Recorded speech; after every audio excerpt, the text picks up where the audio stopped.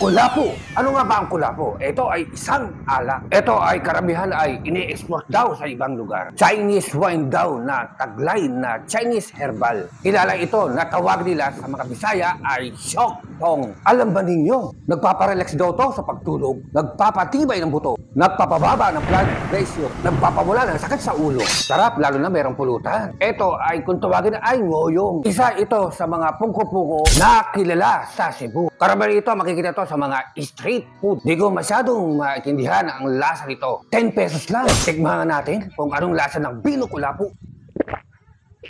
Parang iba yata lasa. Hindi siya brandy. Sinasabi nila, panghugas lang doon ang paa nito. Naku, tama pala sila. Chlorine na mayroong halong muriatic. Halagang 43 pesos lang. Na-relax ka na. Isa pa nga. Tikman ko nga ulit. Magtubig lang muna ako. Sayang eh. Okay naman siya. Tara na. Di nyo ba ako sasaluhan? Di ko talaga maintindihan ang lasa. Wine na matapang. Parang alcohol lang ah. Oo nga. Okay na ako. Na-relax na talaga ako. Totoo nga pala sabi nila. Napanghugas lang talaga.